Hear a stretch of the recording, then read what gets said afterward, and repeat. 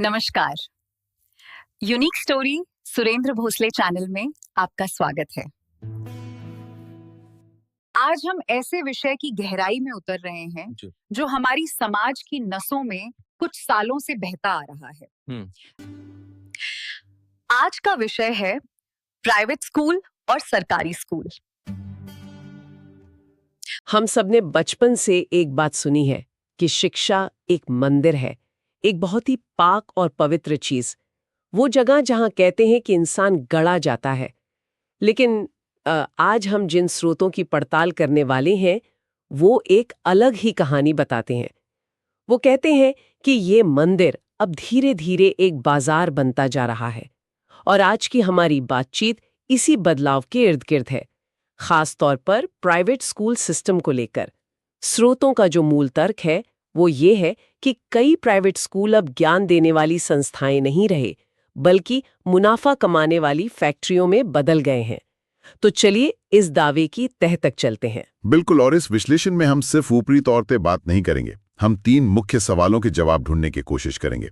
पहला तो ये कि इन स्कूलों का आर्थिक मॉडल क्या है, जिसे स्रोत फीस का मकड़जाल कहता है।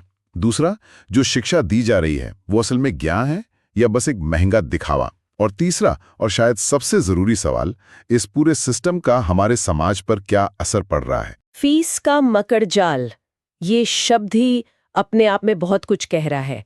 चलिए यहीं से शुरू करते हैं। जब मैंने स्रोत में फीस की वो लिस्ट पढ़ी ना, मैं सच में हैरान रह गई।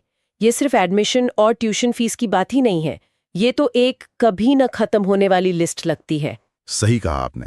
ये एक ऐसा सिस्टम है जो आप कह सकते हैं कि मनोवैज्ञानिक रूप से बनाया गया है। स्रोत इसे बहुत अच्छे से समझाता है। देखिए, एडमिशन फीस तो एक तरह की एंट्री टिकट हो गई, फिर मंथली फीस है जो चलती ही रहती है। लेकिन असली खेल तो शुरू होता है अन्य शुल्कों से।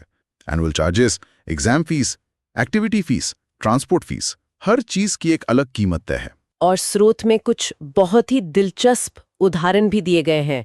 जैसे एक स्कूल का जिक्र है जहां हर साल बिल्डिंग डेवलपमेंट फीस ली जाती है, जबकि वो बिल्डिंग पिछले 10 साल से वैसी की वैसी ही है।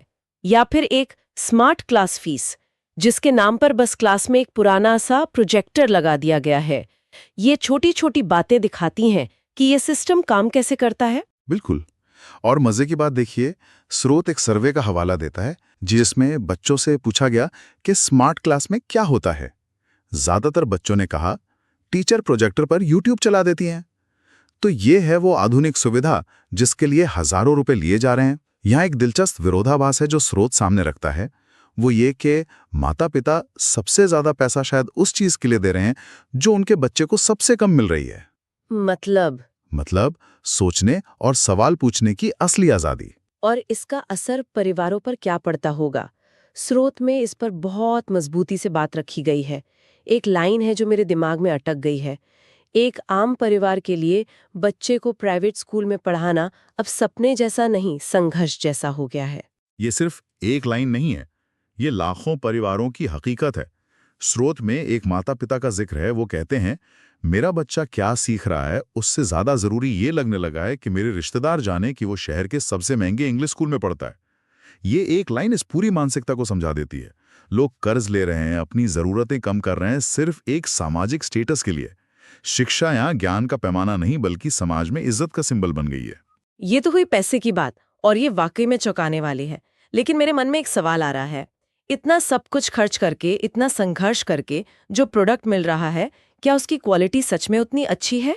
क्या बच्चा सच में वो ज्ञान हासिल कर रहा है जिसकी हम उम्मीद कर रहे हैं? यही तो इस पूरे विश्लेषण का सबसे महत्वपूर्ण हिस्सा है। स्रोत इस पर एक बड़ा सवालिया निशान लगाता है। प्राइवेट स्कूलों में कुछ चीजों पर बहुत ज्यादा जोर है, जैसे कि फ्लुएंट इंग्लिश बोलना, एक खास तरह की फैंसी यूनिफॉर्म पहनना और स्कूल की शानदार बिल्डिंग। ये सब भारी चीजें हैं, पैकेजिंग है। लेकिन पैकेजिंग के अंदर क्या है? अक्सर पैकेजिंग के अंदर वो नहीं होता जिसका वादा किया गया था। रिसर्च इस बात पर रोशनी डालती है कि इन स्कूलों में बच्चों को अक्सर सोचने की जगह रटाना सिखाया जाता है। ज्ञान की गहरी समझ की जगह सिर्फ अच्छे मार्क्स लाने पर जोर दिया जाता है। और मानवीय संस्कार और सहयोग सिखाने की जगह एक गलाकाट प्रतियोगिता का माहौल बना दिया जाता है, जहां हर बच्चा दूसरे को सिर्फ एक कॉम्पिटिटर के तौर पर देखता है। यानी शिक्षा का जो असली मकसद था, एक बेहतर और सोचने समझने वाला इंसान बनाना, वो कहीं पीछे छूट रहा है। बिल्कुल। नतीजा ये होता है कि शिक्षा कम और दबाव ज्यादा हो जाता है। बच्चे एक ऐसी रेस का हिस्सा बन जाते हैं जहां सीखने की खुशी और जिज्ञासा कहीं खो जाती है। यहाँ एक और दिलचस्प तर्क दिया गया है कि कई स्कूल होलिस्टिक डेवलपमेंट या सर्वांगीण विकास का दावा तो करते हैं, लेकिन असल में वो बच्चों को एक ही ढर्रे पर चलने वाले रोबोट बना रहे होते हैं, जो सिर्फ परीक्षा पास करने के लिए प्रोग्राम किए गए हैं। स्कूल की बिल्डिंग शानदार हो सकती है, लेकिन क्या उसके अंदर दी जाने वाली शिक्षा भी उतनी ही मजबूत है? स्रोत इस पर गहरा संदेह करता है। तो एक तरफ तो माता पिता अपना सब कुछ दांव पर लगा रहे हैं, और दूसरी तरफ जो मिल रहा है वो शायद असली शिक्षा है ही नहीं, बस उसका एक महंगा सा भ्रम है। लेकिन क्या इसका एक दूसरा पहलू नहीं हो सकता? क्या स्रोत इस बात पर भी गौर करता है कि प्राइवेट स्कूलों ने ही शिक्षा में कंपटीशन और क्वालिटी का एक पैमाना तय किया है, जिससे सरकारी स्कूलों पर भी बेहतर करने का दबाव बना है? ये एक बहुत अच्छा सवाल है और स्रोत इसे नजरअंदाज नहीं करता। वो मानता है कि कुछ प्राइवेट स्कूलों ने वाकई में अच्छे स्टैंडर्ड सेट किए हैं, लेकिन वो एक बड़ा सवाल पूछता है, किस कीमत पर और किसके लिए? यहीं से चर्चा का तीसरा और सबसे गंभीर पहलू शुरू होता है, समाज पर इसका असर। स्रोत साफ तौर पर कहता है कि प्राइवेट स्कूलों ने भारतीय समाज को दो हिस्सों में बांट दिया है। 2 हिस्से मतलब अमीर और गरीब? हाँ, लेकिन ये सिर्फ आर्थिक बंटवारा नहीं है, ये अवसरों का बंटवारा है। एक तरफ वो वर्ग है जो इन महंगे प्राइवेट इंग्लिश स्कूलों का खर्च उठा सकता है, और दूसरी तरफ वो विशाल बहुसंख्यक वर्ग है जिसके पास सरकारी या कम संसाधनों वाले हिंदी मीडियम स्कूलों के अलावा कोई दूसरा विकल्प ही नहीं है। ये सिर्फ दो अलग अलग तरह के स्कूल नहीं है, ये दो अलग अलग दुनियाएं बन गई हैं।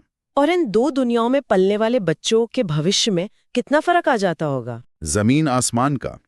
जैसा कि विश्लेषण में बताया गया है, अमीर बच्चों को बेहतर सुविधाएं मिलती हैं, उन्हें बेहतर अवसर मिलते हैं, दुनिया को देखने का नजरिया मतलब एक्सपोजर मिलता है, और उनका आत्मविश्वास भी एक अलग ही स्तर पर होता है। वहीं दूसरी तरफ गरीब बच्चों को कम सुविधाएं, कम अवसर और कम एक्सपोजर मिल पाता है। असमानता की जो गहरी खाई हम आज समाज में देखते हैं, उसकी नींव बचपन में ही इन अलग अलग स्कूलों में रख दी जाती है। ये तो बहुत ही चिंताजनक बात है। शिक्षा का उद्देश्य तो समाज को जोड़ना और बराबरी लाना था ना? पैदा करने का एक ताकतवर हथियार बन गया है। इसे भविष्य में मिलने वाले अवसरों के बीच एक गहरी खाई नहीं बना रहा, ये दो अलग अलग मानसिकता वाले नागरिक भी पैदा कर रहा है।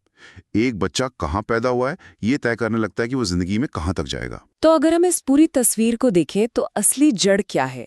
क्या हमें अंग्रेजी भाषा से नफरत करनी चाहिए क्योंकि सारा खेल इंग्लिश मीडियम के नाम पर ही हो रहा है? नहीं, और स्रोत इस बात को बहुत साफ करता है।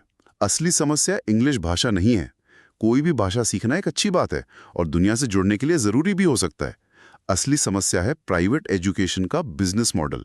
ये सोच कि शिक्षा एक सेवा नहीं बल्कि एक उत्पाद है जिसे खरीदा और बेचा जा सकता है। जब हम कहते हैं बिजनेस मॉडल, तो इसका मतलब क्या सिर्फ मुनाफा कमाना है? उससे भी बढ़कर। स्रोत के मुताबिक इसका मतलब है शिक्षा को एक प्रोडक्ट की तरह देखना, और जब आप प्रोडक्ट बेचते हैं तो मार्केटिंग, ब्रांडिंग और पैकेजिंग, जैसे कि फैंसी यूनिफॉर्म, कांच की बड़ी बड़ी बिल्डिंगें, एयर कंडीशन क्लासरूम, ये सब असल कंटेंट यानी ज्ञान और सीखने की प्रक्रिया से ज्यादा जरूरी हो जाते हैं। स्कूल ब्रांड बन जाते हैं और माता पिता कस्टमर, और इस कस्टमर रिलेशनशिप में बच्चा कहीं खो जाता है। तो अगर समस्या इतनी गहरी है तो क्या इसका कोई समाधान भी है? क्या स्रोत सिर्फ समस्या बताकर छोड़ देता है या कोई रास्ता भी सुझाता है? अच्छी बात यह है कि स्रोत समाधान पर भी बात करता है। ये सिर्फ निराशावादी तस्वीर नहीं दिखाता।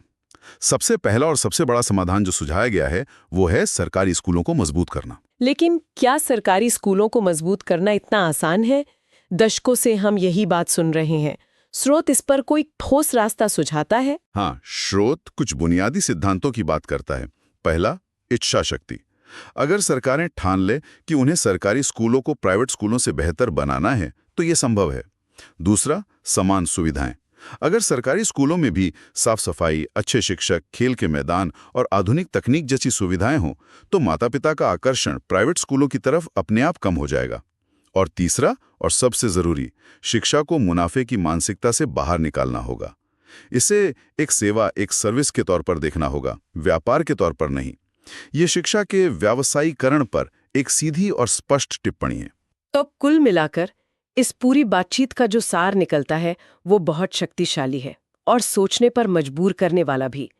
जो आंकड़े और तर्क दिए गए हैं वे बताते हैं कि आज के दौर में प्राइवेट स्कूल सिर्फ शिक्षा नहीं बेच रहे हैं, वे सपने बेच रहे हैं। एक बेहतर भविष्य का सपना, एक सफल जीवन का सपना, समाज में ऊंचे दर्जे का सपना। और जैसा कि स्रोत के अंत में कहा गया है, हर किसी के पास उन सपनों को खरीदने की ताकत और साधन नहीं होते हैं। जब तक शिक्षा एक व्यापार बनी रहेगी, जब तक वो मुनाफे पर आधारित होगी, तब तक अमीर और गरीब के बीच की ये खाई और चौड़ी होती जाएगी, कम नहीं होगी। स्रोत के आखिरी शब्द इस पूरी बहस को एक लाइन में समेट देते हैं। शिक्षा मंदिर होनी चाहिए, मार्केट नहीं। इस पूरी चर्चा के बाद एक सवाल है जो मेरे दिमाग में घूम रहा है और हमें इस पर सोचना चाहिए। स्रोत में समाज के अमीर और गरीब वर्गों का जिक्र तो है, लेकिन ये विचार करना महत्वपूर्ण है कि शिक्षा का ये व्यापारिक मॉडल समाज के उन तबकों पर जिन्हें स्रोत में गरीब, दलित दृष्टिकोण से देखा गया है, और कितना गहरा और अलग तरह का प्रभाव डालता होगा। क्या उनके लिए ये सिर्फ एक आर्थिक संघर्ष है, या इसमें सामाजिक भेदभाव और अपनी पहचान को लेकर संघर्ष के और भी पहलू जुड़े हुए हैं? ये एक ऐसा सवाल है जिसका जवाब शायद इस बहस को एक और नई दिशा दे सकता है।